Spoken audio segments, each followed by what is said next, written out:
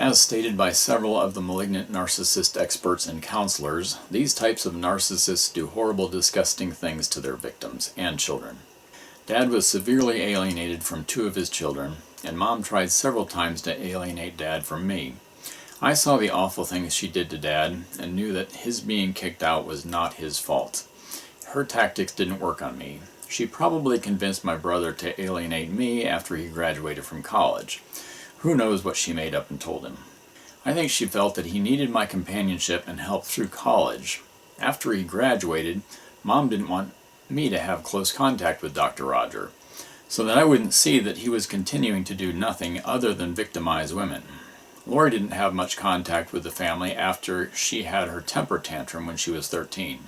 She self-alienated from the family at that time. But Mom definitely didn't want Dr. Lori or her kids to see Dad later in life. There is no question that she tried to alienate us children from Dad and was successful with my sister and brother. In this next clip, Dr. Lori says Mom says Dad hasn't been there for us, but she doesn't feel that way. She didn't want to go hiking and shooting with Dad and hasn't seen him all these years. That doesn't make sense and is basically ludicrous. Why wouldn't she want Dad to see her kids and spend time with him later in life? Dad did a lot with us kids besides hiking. I doubt he ever asked Lori to go shooting. He only took me shooting a few times and was very strict on gun safety and proper handling.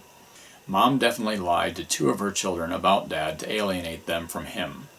In this conversation, Dr. Lori is buttering me up, so I will be trusting of her when she kills Dad and helps steal 3/4 of Dad's estate from me. All right. Well, I'm definitely willing to help. I mean, Mom made a comment about something about how he's never been there for us, but I don't really feel that way. I mean, I kind of started like when I became a teenager, I kind of lost interest in doing the stuff that he was doing with us, like, you know, going hiking and shooting and those kind of things. So I think it was more my decision to stop doing stuff with him. Mm-hmm. So I don't have any hard feelings against him or anything. I just haven't been close with him all these years. But I don't begrudge him or anything. I'd be glad to help him in any way. Yeah. Yeah, hasn't seen him all these years because she didn't want to go hiking and shooting with Dad, which he probably never asked her to go shooting. It's just something she can throw in there to sound unappealing to her. Okay, in this clip we were talking about Dad's lack of energy, and I mentioned that Dr. Roger deals with it a lot. He doesn't do much other than watch videos. Dr. Lori brings up Dr. Roger's Craigslist business, and that he has dozens of things posted. I have been to Roger's a couple times recently, and I state that I don't know where he keeps it. During Roger's 16 years of college partying, I visited Roger regularly. Generally, at that time, I would stop by. Roger would get up from sleeping and get a snack.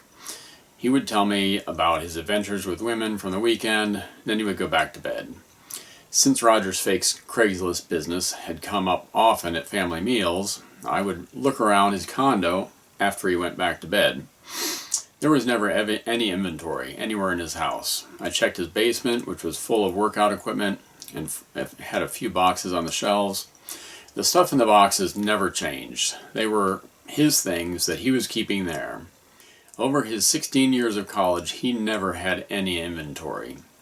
I just let Mom and Roger talk about Roger's fake Craigslist business at dinner. I figured it was a story to keep Joe from getting upset that Roger never does anything.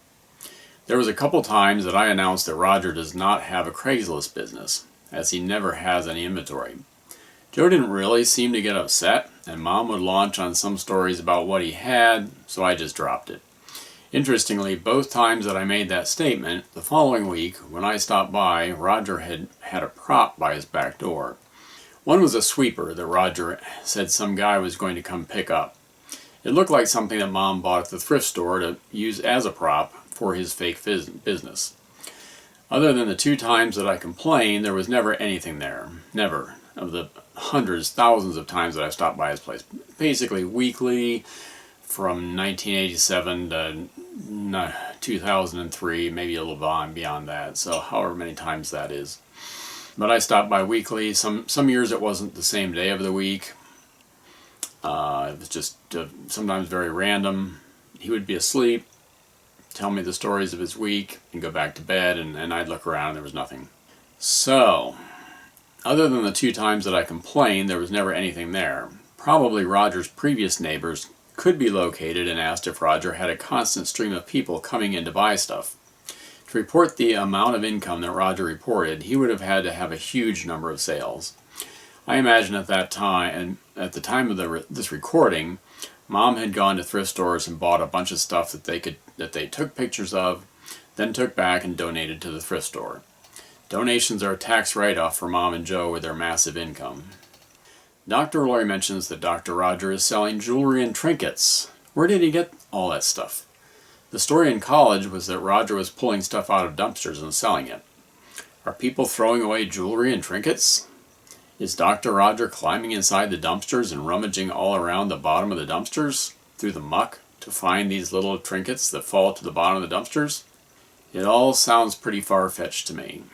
Yeah, I don't know. There seems to be some genetic lack of energy that Yeah. I think Roger deals with it a lot, and Dad. Mhm. I mean, Yeah. I think Roger lives a similar lifestyle to Dad. He doesn't really do much, Mhm. but I think he sleeps a lot. I really don't know what he does. I know he watches a lot of videos. He's mentioned that. Mhm. I think he probably spends a lot of time posting stuff on Craigslist. He's got dozens of things posted right now, Does he? and they're long. Because he sent me a message before Christmas with probably at least 20 attachments, or not attachments, but links where I could see if the kids wanted anything that he was selling. And there was some jewelry and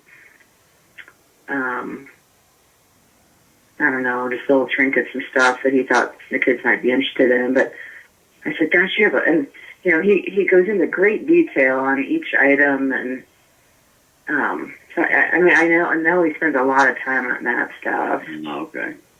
But then, so I said, gosh, you have a lot of stuff posted. And he said, oh, well, that wasn't even a tiny fraction of what I have posted, or something like that. I don't know where he keeps all this stuff because I don't ever see it. Yeah, I don't know. It's not out anywhere. He must have it organized somehow. But none of it was real big stuff. It was little things, but I don't know. Yeah. Well, at least he does something. Yeah. Yeah. And he said in his Christmas card, he said he makes more money doing that than he did for what he got his degree for. Well, I think you could make more money with his degree, but Right. oh well. That's what he enjoys doing. You have to decide, I guess, what you want. Yeah. I honestly don't know how he can stand that. Because if people are coming over to buy stuff all day long, that would be a pain. Plus all the people that don't show up, and Yeah. I wouldn't want that. Yeah, there's no way Roger could tolerate that. He has no patience for waiting for people. One example, when we were doing Dad's garage sale, selling off Dad's items from his estate, there was a box of well organized. A bunch of time had been put into it. CDs and DVDs. There were over 300 of them. Some of them were new in the package, brand new in the package, and at that time they were worth quite a bit of money. I think with taking a little bit of time, they could have easily gotten $5 a piece out of them. They were probably 20 or some of them more than that per at the store. He had them still in the wrapper. He hadn't opened them. I mean, now CDs aren't worth anything, but Roger didn't even want to mess with it. Some guy was looking at it and asked if he could get a deal if he bought several, and Roger just said, I'll sell you the whole thing for $300. $1 a CD. Putting no effort into it whatsoever. So there's no way that Roger would be spending all his time meeting people at his place, selling trinkets and making any money at all. It's crazy. In this part of the conversation with my sister, we are discussing the logistics of our meal out with Dad. This is a family meal that Dad was very excited about. Dad had not seen my sister, brother, or mother for many years, so he was pretty excited about this.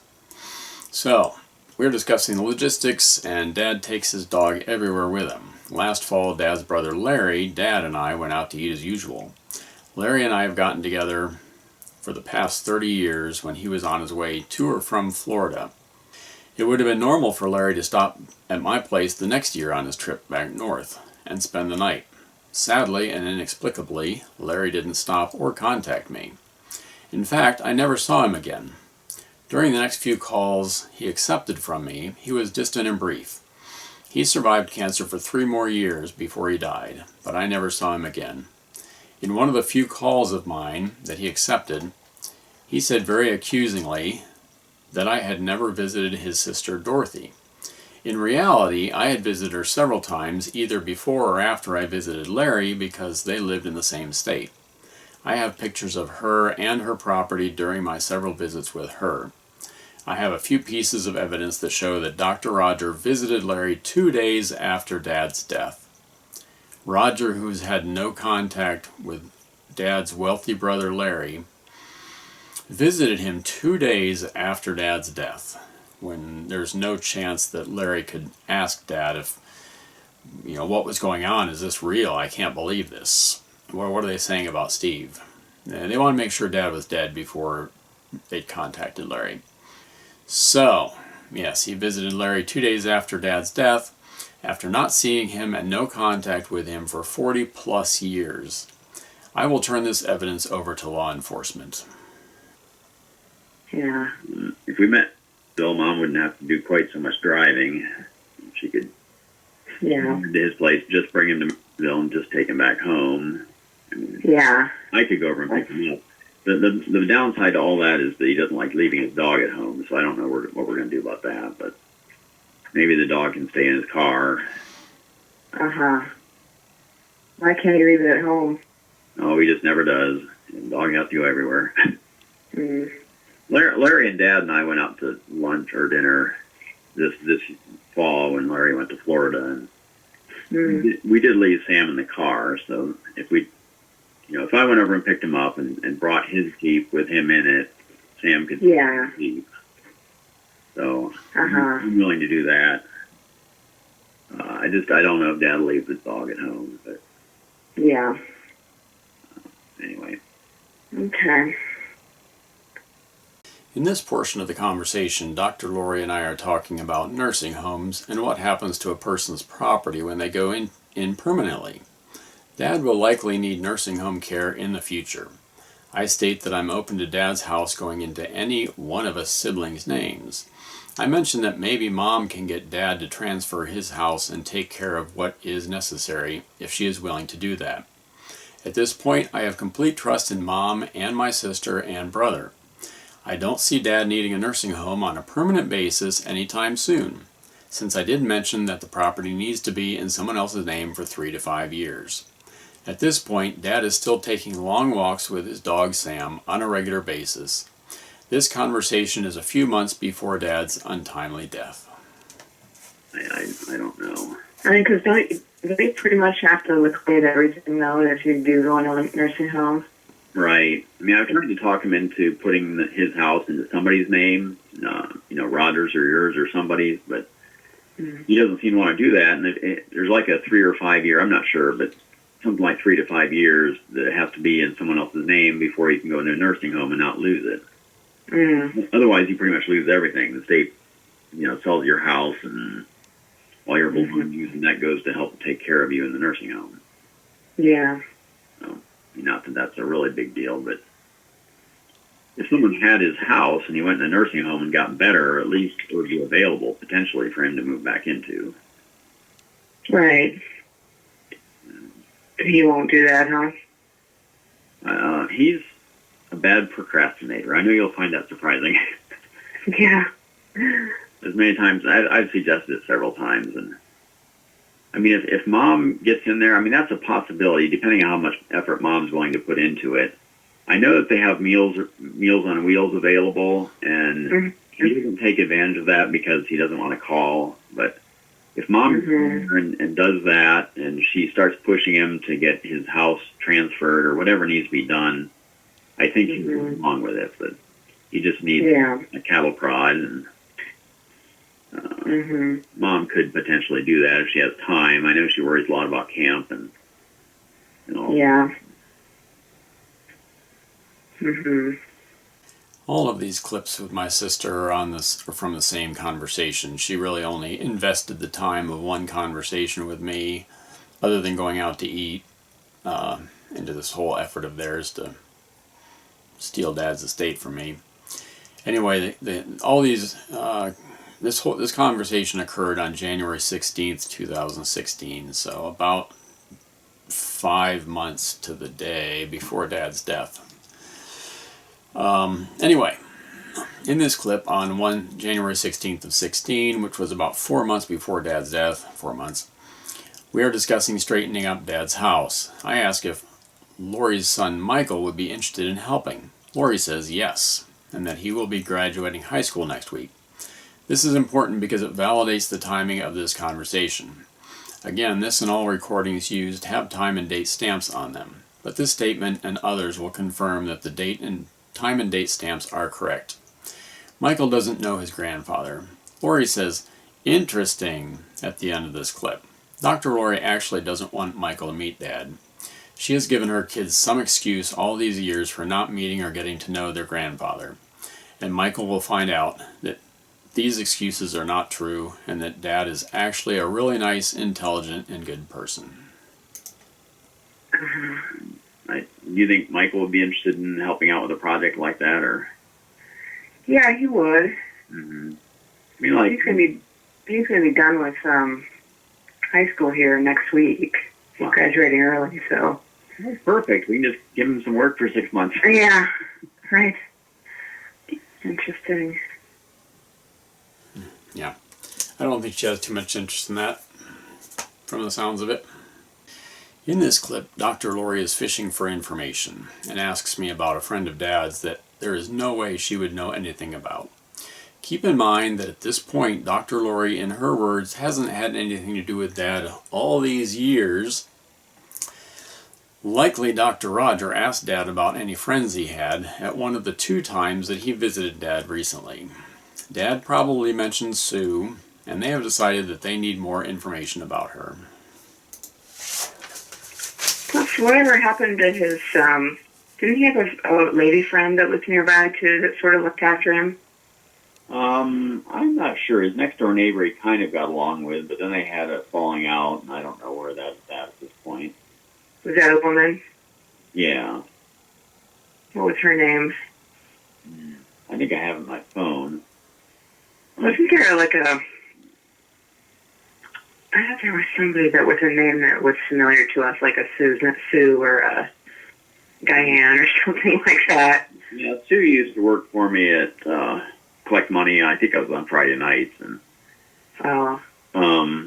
she doesn't really live that close. She lives in, and she would be happy to help Dad. Yeah, that's a very strange question for my sister to ask me about. There's no way that she would know about Sue. Absolutely no way.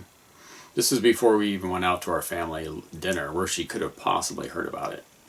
So, my brother and possibly mother, I don't know if Mom's called Dad at this point yet or not, but they're fishing around trying to get information of who they need to tell whatever lies to, and this is part of that.